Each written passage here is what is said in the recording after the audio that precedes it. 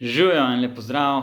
Par predlogov o tem, kako se lahko ravnamo znotraj konfliktnih situacij, kaj lahko naredimo, da se konflikti ne razplamtijo, da imamo več stika s sabo in z drugo osebo. Kot prva stvar, čim se zalotimo tem, da obtožujemo drugo osebo, da jih obtožujemo, krivljamo, da povzdigujemo glas, da jim skušamo, groziti ali pa kaznovati, je to, da se ustavimo. Da se ustavimo in da se zazremo vase. Se pravi, da se zavedamo, da gremo to zavedanje, da se za temi našimi komunikacijskimi odzivi in mišljenjskimi procesi, ki se nahajajo v glavi, da se v naših telesih tudi dogajajo določeni procesi. Se dogaja določeno čustvovanje, določeni občutki se vzbujajo.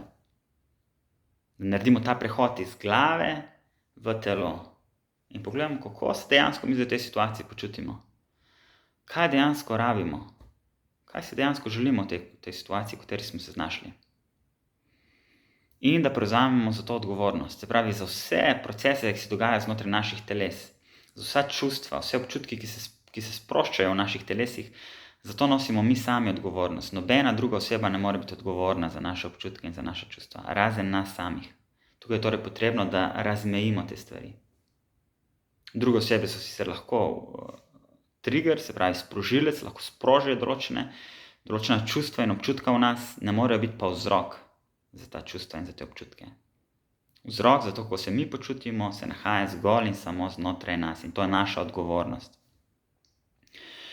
Kot drugi korak, kar lahko naredimo, je to, da se zavedamo, da je v bistvu oseba, s katero smo v dialogu, da oni so tudi ljudje in da oni imajo tudi svoje miselne procese, svoje poglede na svet, svojo percepcijo, svoje občutke in svoje čustva. Da uspemo razmejiti, da mi ne moramo biti odgovorni za njihove občutke in za njihova čustva. In da se zavedamo, da karkoli oni počnejo, na kakršenkoli način oni komunicirajo z nami, je to njihov najboljši možen način, s katerimi oni v bistvu skušajo zadovoljevati svoje potrebe. Ja, skušamo ugibati, kako se pa zdaj mogoče oni počutijo. Kako se oni počutijo, kaj oni zares hočejo doseči s tem, ko komunicirajo z nami na tak način, kot komunicirajo. Kaj je njim pomembno, kaj je njim tako dragoceno, da so, recimo, če so povzdigali glas. Če druga oseba povzdigne glas, je verjetno to zaradi tega, ker si res želijo slišanosti, ker je neka stvar jim je res pomembna in dragocena in jo želijo zaščititi. Skušamo prisluhniti izza besed, kako se mogoče druga oseba počuti, kaj oni rabijo. In kot tretja stvar je ta, da se skušamo izraziti na svoj avtentičen način, skušamo podeliti to, kar se v nas dogaja, na način, da nam bo druga oseba lahko prisluhnila. Se pravi, skušamo se izraziti na način, ki ne bo vseboval obtoževanja, okrivljanja, groženj, tega boja za nadvladovanje in premoč.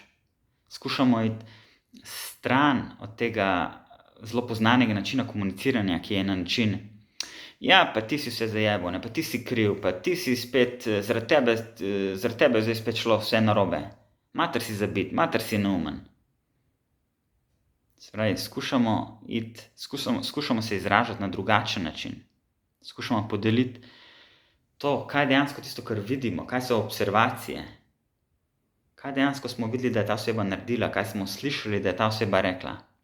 Skušamo podeliti, kako se mi počutimo v tej situaciji in kaj je nam dejansko pomembno, kaj si dejansko želimo v tej situaciji.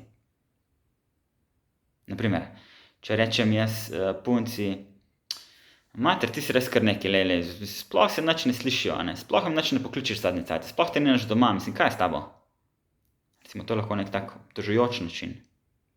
Rajši lahko pogledam, kaj se dogaja za tem mojim mišljenjskim vzorcem, v bistvu čutim frustracijo, ker si želim več enega stika z njo. In to jo lahko podelim na način, da rečem: zdaj, ko vidim, da se zadnji teden v bistvu nisva slišala praktično, me to v bistvu skrbi in boli, res želim imeti več stika s tabo, kako ti je to? To so 3 osnovni koraki, s katerimi si lahko pomagamo v konfliktnih situacijah, pa me zanima, upam, da vam to kakorkoli pripomore, zanima, kako vam je to slišati. Čau.